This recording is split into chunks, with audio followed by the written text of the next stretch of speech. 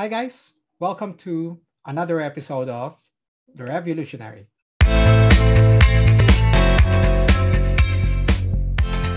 First off, I would like to say thank you to the new subscribers. I now have 300. Finally, nabutan natin yung 300. So thank you, guys. I would also like to say thank you to Balisong Chavez for sponsoring my shirt for the day from Hero. This shirt. Maganda design niya sa likod. Post ko mamaya. So thank you so much. I'll also include the link to his page so that you can also purchase one for yourself. And again, sir, thank you so much. So for this episode, we'll be talking about the latest Tom Cruise movie called Top Gun Maverick.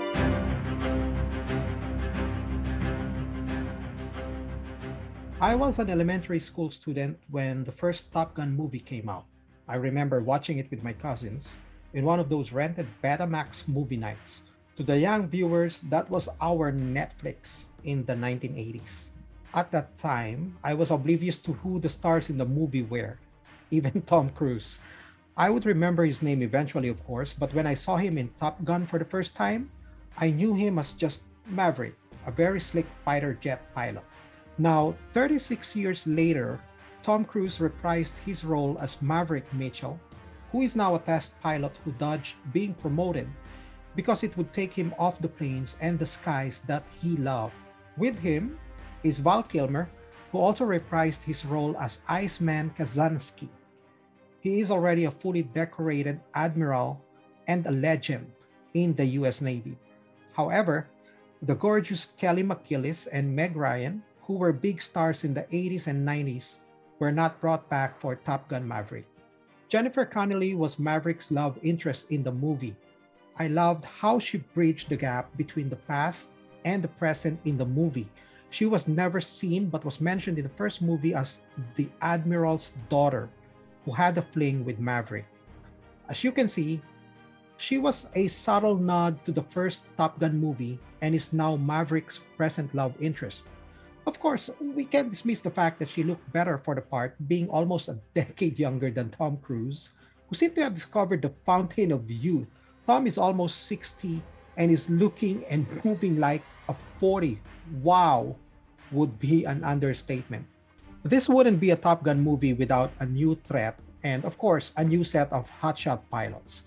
The new call sign that new fans, well, and old fans will remember from this movie are Rooster, Phoenix, Payback, and Hangman.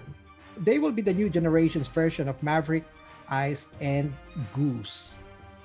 One of the most asked questions among those who want to watch the movie is, do I need to see the original film to appreciate Top Gun Maverick? Well, the answer is no. Top Gun Maverick did a great job of chaining the events in the current movie to tie it up nicely with the previous one. Hands down, Top Gun Maverick is the better movie. You know you have a good one when both IMDb.com and RottenTomatoes.com rate the movie as fresh.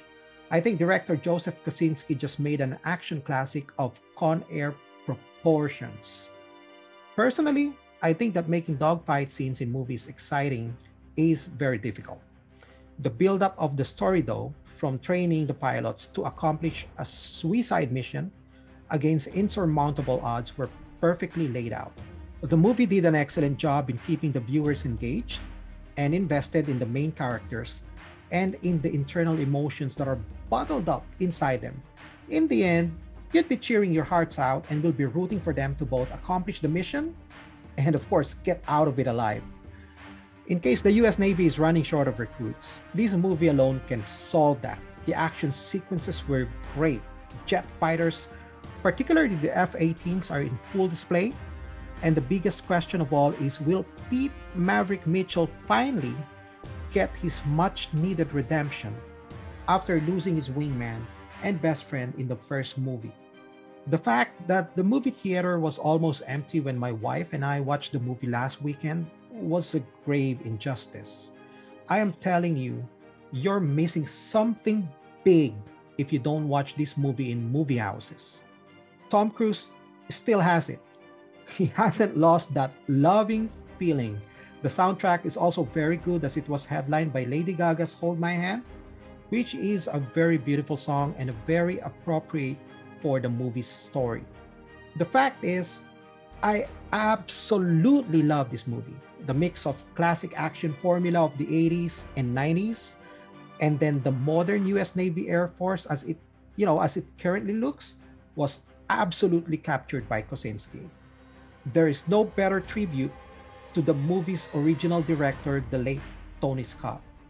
And what's not to love? An aging but still dashing Tom Cruise as the lead star, a mission that would rip your heart out of your chest, motorcycles, fighter jets, hotshot pilots, near death experiences, a story of redemption, flying away from high tech enemy planes on an F 14, and of course, awesome lines. I'm giving this movie a 10 out of 10 because I'm judging Top Gun Maverick based from how I felt when I was experiencing it. Because just like what Pete Maverick Mitchell said, you don't have time to think up there. If you think, you're dead.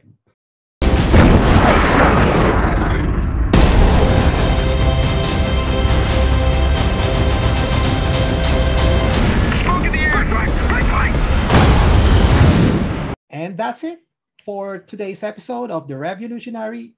Check out the movie, guys. It's great. Thank you so much for tuning in and see you soon. Bye.